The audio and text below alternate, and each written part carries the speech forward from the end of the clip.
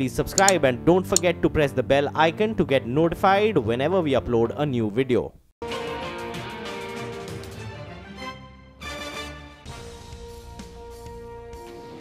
The Korean markets weighed in lower by Samsung Electronics. That was under a pair of pressure.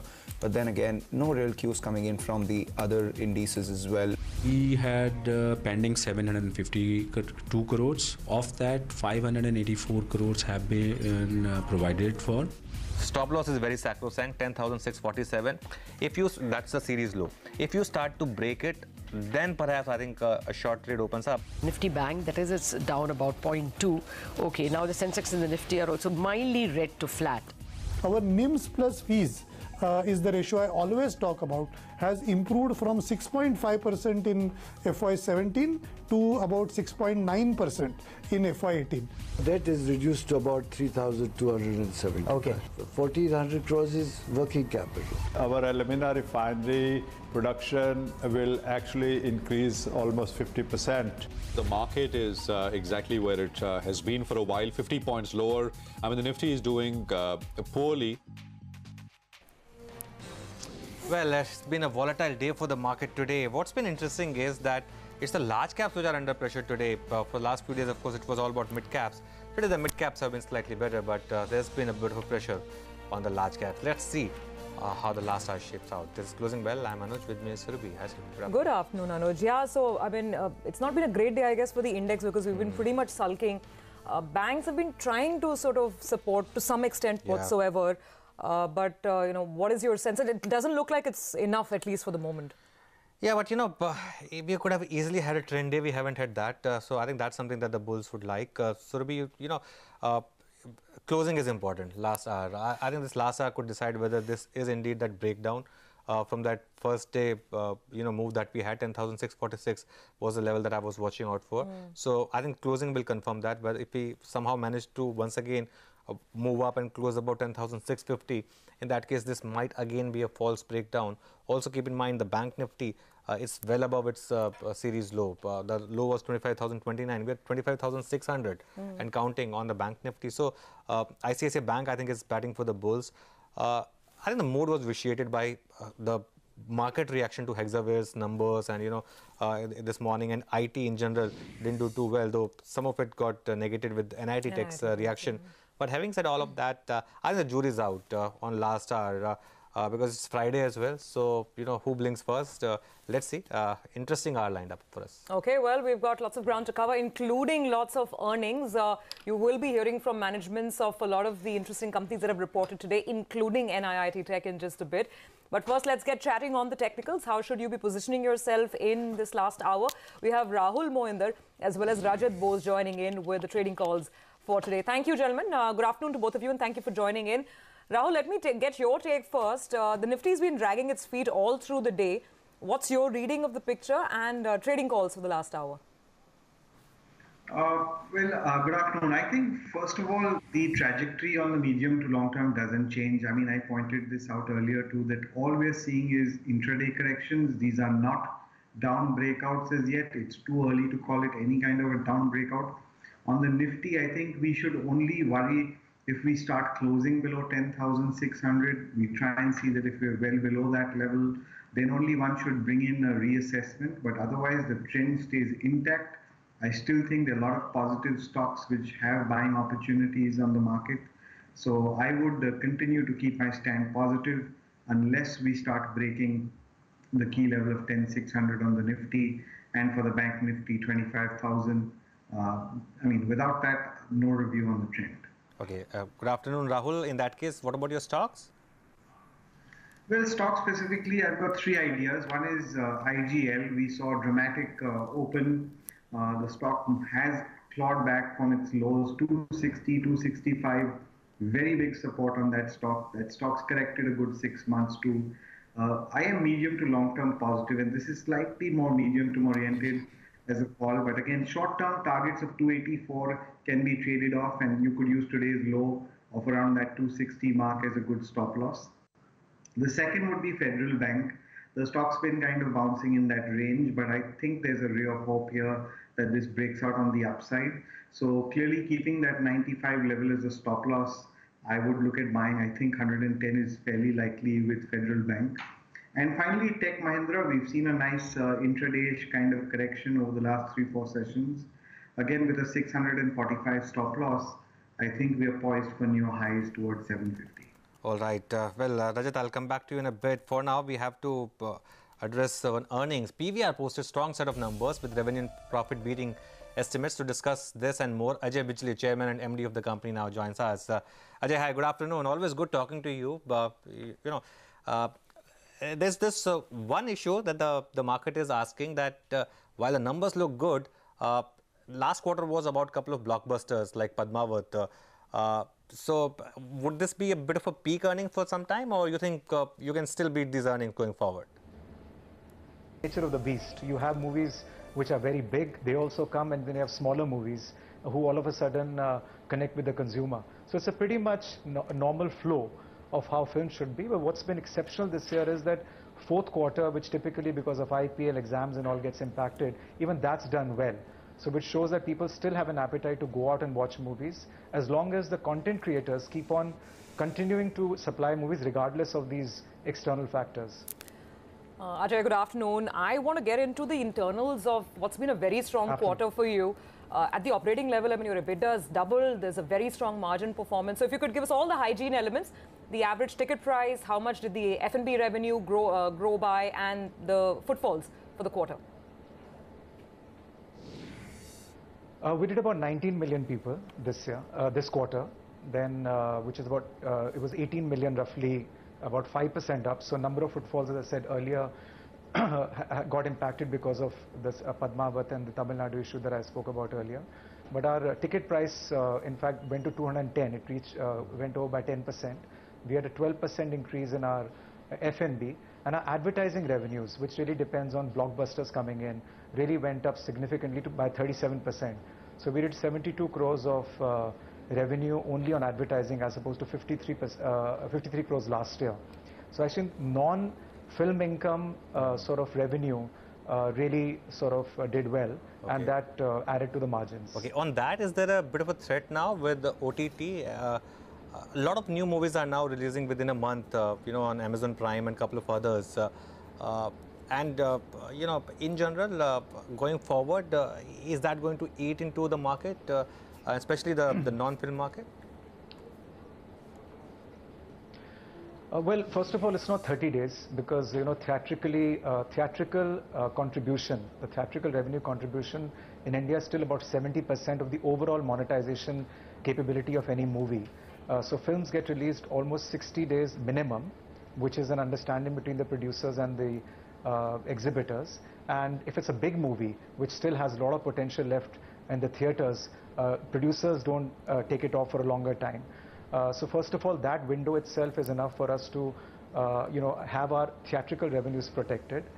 And if you look at the kind of movies which are coming just now, because the budgets, they're meant to be for the big screen. So not this quarter, but this month, Avengers has got released, which has been phenomenal. And even Hindi movies like Tiger Zinda Hai, Raid. So consumers have said, you know what, I can have all the facilities at home, I can have different types of devices on which I can watch a movie. But when it comes to that big screen experience, there's nothing that replaces that. And it's testimony to the fact that we had about 78 million people who came to PVR cinemas this year, that people still have an appetite to go and watch movies, provided the content is good. Absolutely, I completely second that, Ajay. Just to talk about FY19, if you could tell us what the screen addition plan is like. I think in our earlier conversation you mentioned about 100 screens. Where are you at the end of FY18? What's the plan for 19?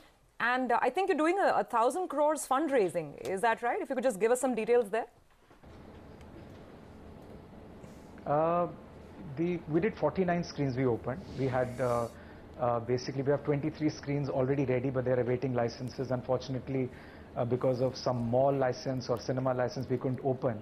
Otherwise, we would have opened about 62 screens this year as well, or 72 screens this year. So that's a spillover, and plus we have about 80 odd screens under fit out, and another 30 more which are coming in handover in the next 3 months. So we're looking at this time about 100 odd screens again opening. So that's on the organic side. What else did you ask? The fundraising. Sorry, I the missed the other fundraising. questions. There's no specific fundraising. It was just an enabling resolution in the board meeting today that we took, so that we don't have to keep going to the board for any fundraising. So there's most of the screen expansion capex is going to be done through accruals, which happened last year as well. So, Ajay, are you confident that the earnings that you just reported are not peak earnings, and going forward you can surpass them? No, as I said, in fact, I feel that this was a slow year, to be honest with you. So we got fourth quarter was a surprise. Otherwise, you know, like Padmavat shifting itself in December created like a lull, and some big movies didn't work at the box office. Sure. Hollywood did very well, surprisingly. Wonder Woman, Black Panther. So suddenly these movies are getting released in 2,000 screens, dubbed into different languages. So they're filling up that gap. And after this Marvel Comics Avengers, it's just recently been announced that almost 20 more Marvel comic movies are going to come, and Indians are, I mean, our Indian audiences, all of us are loving it. All right, Ajay, all the best for the next financial year. Thanks a lot for joining us. That's PVR. By the way, just take a look at PC Jewelers. 33% higher is what we have on PC Jewelers now. This is how some of these stocks move these days. And Anuj, I guess I was just thinking about what you said yesterday. I think with moves being so erratic, and that's why people get caught, right? Because you see a stock do 99 to 163, and it's very easy to get lowered. But again, I go back to the point that you're making. If you're going to play that trade, then perhaps be ready to take whatever comes with it. Yeah, exactly. And from say a large fund seller's point of view, you sold half your stake. Now you'll wait for the stock to, have a bit of a rally before you sell. But anyway, just wanted to point out that there's been a big move on that one. Deepan Mehta is with us, member of BSE and NSE. Deepan, hi. Good afternoon. Thoughts first on Hexaware. Big decline on that stock after the numbers.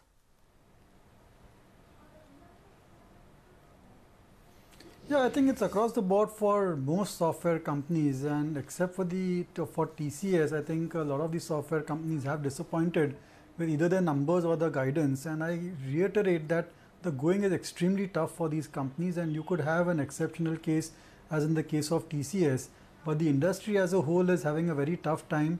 There are challenges as far as pricing are concerned.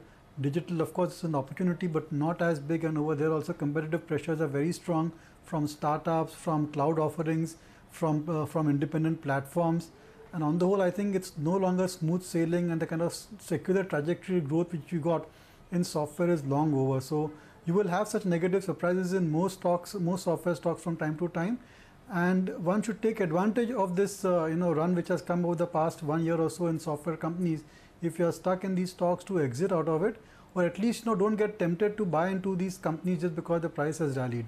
So I would still maintain a negative view on Hexaware and all software companies, including TCS for that matter. By the way, NIIT Tech is still looking at a loss. I mean, when the numbers came out and the fact that that dollar growth was 4.5%, the stock had surged, but since then it's corrected once again and it's now down about 3%. Some profit taking seems to be underway. Well, there's one story that we need to track as the deadline for Manipal to match the bid comes closer. Now, that's on, of course, the 6th of May. Sources are suggesting that a revised bid is almost certain. Nisha is joining in. She's following the story and has the latest details. Nisha.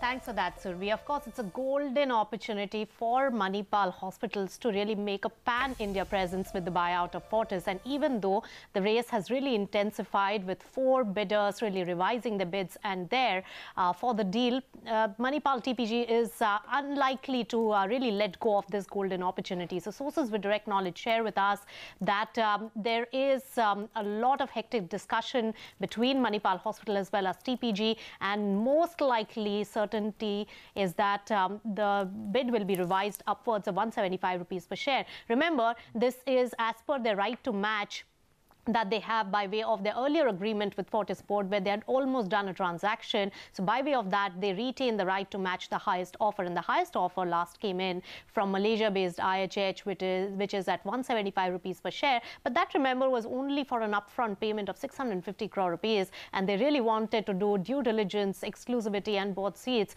before they can really put together a 4,000 crore rupees total offer for Fortis. So at the moment, Manipal TPG in that discussion to really look at 1 rupee higher, lower, or what is the kind of sweetener that they want to add over and above IHH's offer. One more important point to note here is that their structure was also under question. Some of the large institutional investors and even Yes Bank could be unhappy with the structure that they have, which makes exit for these large investors very, very difficult and delayed. So that is also something which is under deliberation. We're not sure whether they'll manage to really change the structure so quickly, because TPG board also is involved here. But that particular race is expected to hot up more before May 6th, when is the deadline for Manipal TPG to put in their revised bid. On the move, Gati, a couple of the ADAG group stocks, Reliance Power, Reliance Infra, this quality. But the one that takes the cake once again, Anuj, it's PC Jewelers. I mean, we're talking about a 40% gain. Yeah. I mean, it's a day's gain that we're looking at. It happens. Keep in mind, it's fallen from what? From 500, 600, I think. Okay, after that, there was split as well. But I think the market, Surabhi, is important. We've just made a fresh intraday low on the Nifty. Not on the bank Nifty yet, but on the Nifty, we have made a fresh intraday low. Just pull out Nifty. ICICI Bank, in fact, you were talking about the stock, Anuj, and these were the pillars that were still holding things together for the index today. And at least one of them is falling. That's ICICI Bank. There's some pressure on HDFC, some pressure on Yes Bank. You know, also just pull out the intraday chart of Sun Pharma. This is the stock that we pointed out in the morning as well. I think Ekta was talking about it. You know, it's the second time this month it's happened that you know, people have latched on to just a drug approval and extended that, is it you know, from Halol, without you know, actual confirmation, and you know, you find out that it was not from Halol. So this is what happened, and twice in 1 month, so leaves a bit of bad taste in mouth. Well, Sudhir Singh, CEO of NIIT Tech, now joins us on the show to discuss those numbers. Sudhir, good afternoon. Where did that dollar revenue number of 4.6% come from, and is this a number which is sustainable, or you think it was a bit of a one-off? So a very good afternoon to you as well. I think that number of 4.6% and the constant currency revenue growth that we've indicated is 4.3% quarter-on-quarter growth is a number that's come on the back of a few things that we've been calling out, right? There's been significant leadership augmentation. There has been a material push around driving growth vectors across the organization. And the 4.3% quarter-on-quarter growth that we've recorded this quarter is a number that we are both pleased with, and it's a growth story that in the short, medium, and long term we think is clearly sustainable. Okay, so let's get some more details in this, Sudhir. The contribution of digital has gone up as well, and I guess that's where the margin improvement is also coming from. That's right. As we're looking at FY19, what kind of growth do you see ahead? I mean, broadly speaking, I know you don't give guidance, but is FY19 going to be an even better year than FY18 for NIIT Tech? Well, I think great question, great comment. As you know, we don't give a guidance, but at the end of the last quarter, when we had our interactions with the analysts, I had clearly called out that we expect, that we are planning to grow at least double-digit in constant currency terms around our organic business. Now, given what we've seen in the last quarter, the 4.3% quarter-on-quarter growth that we've already recorded, that confidence, let me put it, has become strengthened. So we feel good about where we are. We feel very good about our order intake, which is $145 million in the last quarter. That, again, you will notice, is a step jump up from the numbers that we have traditionally been churning out. So the order intake is good. The guidance, confidence strengthened now. So are you adding some new clients as well, or is this from the existing clients? We've actually added 7 clients, and interestingly, almost all of them, 6 out of the 7 from the Western markets. That's point one. And not only are we adding clients, if you look at the large deals, one of the 2 large deals that we've declared in this quarter is actually a new client who has come in with a large $35 million managed services contract. So not just adding large new clients, we are adding new clients and good numbers of them. That number over the past few quarters has doubled. More interestingly, the big change for us this quarter is a large deal, $35 million TCV order, has come on the back of a new client, a new logo that's been added. Okay. Now, obviously, your outlook on the headline growth is very, very promising, as you're saying that you're quite confident that double-digit growth is possible in constant currency. What about the margin profile? As you keep scaling up on the digital side, should we expect a significant margin improvement this year? So just getting back to that growth number that you said right at the outset, no guidance, but that's the plan, and we feel confident about the plan now. On the margin front, we expect the margin to go up. I can't give you a hard number there, but with digital engagements coming in, we do expect margin profile to climb up further. But can you at least give us sort of a timeline? By when will this sustained improved margin profile be visible? I mean, are we talking first half of next year itself?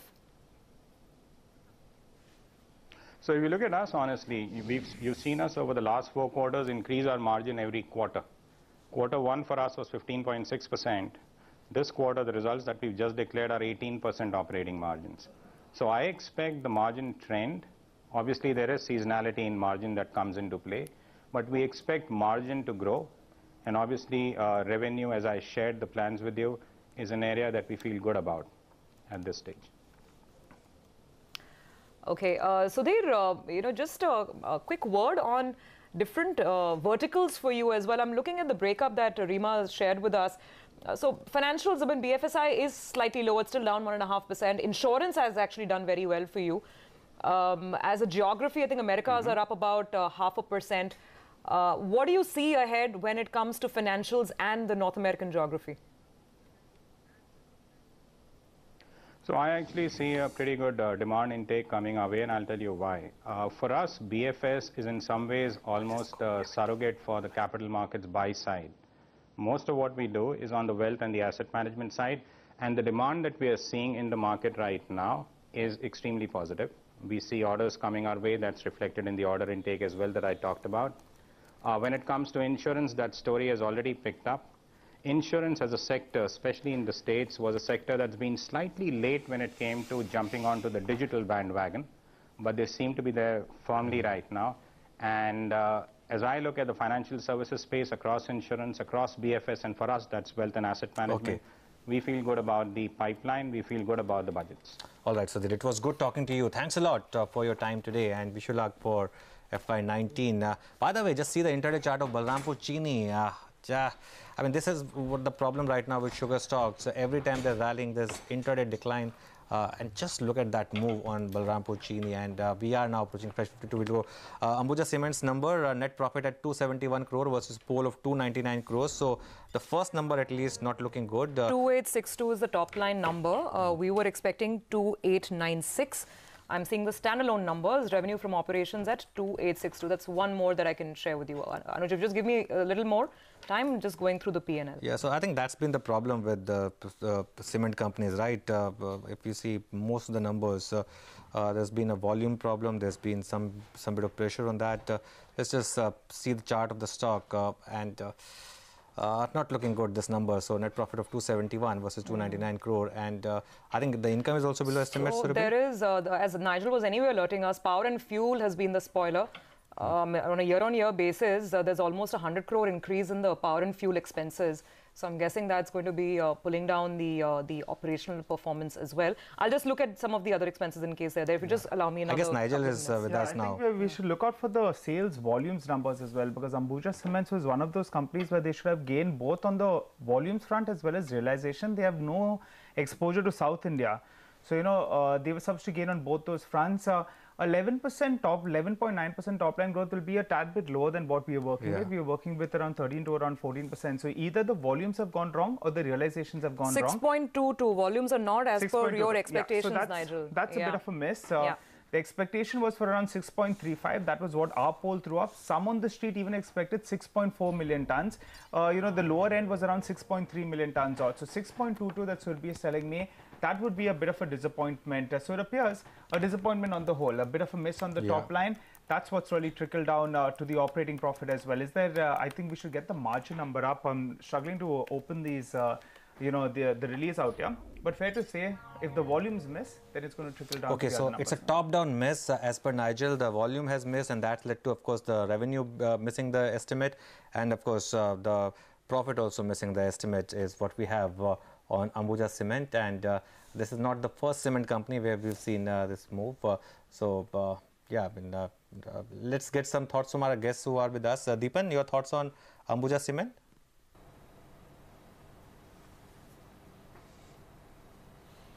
Well, I think clearly the numbers have missed the estimate, and this has been the problem with both ACC and Ambuja, that since the acquisition, the performance certainly hasn't been that enthusing.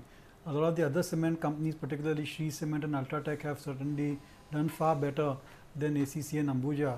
And also in terms of expansion plans, I think there are many other cement companies which are showing good expansion plans and many huge capacities going on stream, which could aid volume growth going forward. So within the cement, I think generally we are positive on the industry, but one needs to be selective. And the best picks over there would be Ultratech and Shree Cement.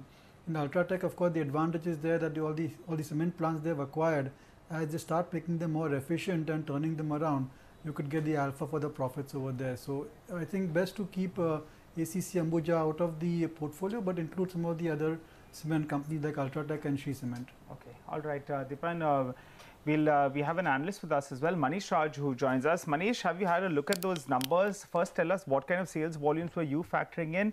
The number that we have got is 6.22 million tons. Has that missed your estimates? Yeah, it has missed our estimates. We were factoring 6.4 million tons. 6.4. Okay, so you were at the upper end of of expectations out there. What about in terms of the operating profit? We have got the EBITDA number that they've given. They have calculated 507 crores. How does that match up with what you were working with? We were working with 500 crores of EBITDA, so it matches pretty well with our estimates. So we'll have to see granularly how the numbers have been there, whether it must be the realization growth or whether it's the operating benefit they have got. No, there is some realizations growth. I mean, they haven't given a number. I don't see that. But in the commentary, Nigel, they're saying that some of it is attributed to improved realizations. Yes, clearly, because you have your power and fuel cost that has surged up, and you have your freight cost as well as gone up. So maybe, in fact, the volumes growth is not as much, but the very fact that our ticker team has put out that number of around 17% odd, indicating a margin expansion of around 200 basis points. That will be a tad bit better than what we were working with. Manish, before we let you go, final question then. How does Ambuja Cement stack up against other peers? We had just had Deepan who was telling us that, in fact, he'd rather go with Ultratech Cement. Ambuja has been a big underperformer in the last couple of years. Would you move, would you turn positive there for the coming year, or do you think stick to Ultratech Cement? No, we will still stick to Ultratech. We believe that Ultratech is the best play in the cement space available at this point of time. So it's better to avoid or stay away from the pack of Ambujas and ACC. Okay, all right, Manish, thanks so much for joining in. Well, before we wind up this conversation on Ambuja Cements, we have Rashesh Shah as well who joins in. Rashesh, how are you reading these numbers? Sales volumes, it's a bit of a miss in comparison to what we were working with, but margin expansion of around 150, 200 basis points is looking quite good. Your reaction? See, in terms of sales volume, the volumes has come in line with our estimates. The major disappointment is from the realization. I guess we were expecting 8% kind of growth in the realization, so there is a bit of disappointment over there.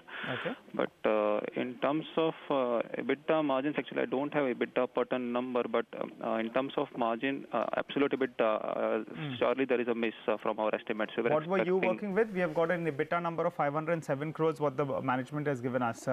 If you could tell us what number were you expecting? We were expecting 545 crores of EBITDA for this quarter. Okay. All right. Rashesh, your current call on the stock? So we have a buy rating on a stock, mainly driven by the ACC, Ambuja, synergy, cost benefit, and the future opportunities. All right, gentlemen, thanks a lot for joining us, and thanks to you as well for taking us through those Ambuja numbers. A slight bit of disappointment, of course. The stock has moved off the low point of the day. Capital First numbers, net profit of 95 crore is in line with what you have in terms of that CNBC TV18 pool. I think the more that you're seeing on Capital First is more on account of the fact that it's not rallied at all, Surabhi. It's in fact one stock which is closer to its 52-week lows more than 52-week highs. So that perhaps explains. Revenue up 37% at 1,094 crore versus 749 crore is what we have on Capital First. The real story with Capital First would be after that merger with IDFC Bank and getting that bank there's a license. complete re-rating. Exactly that, I think. Till then, I think perhaps a bit of an underperformance, and that's continuing even now. Absolutely. Well, on that note, let's take a break. Flurry of results this afternoon. We'll come back and get you the last half hour.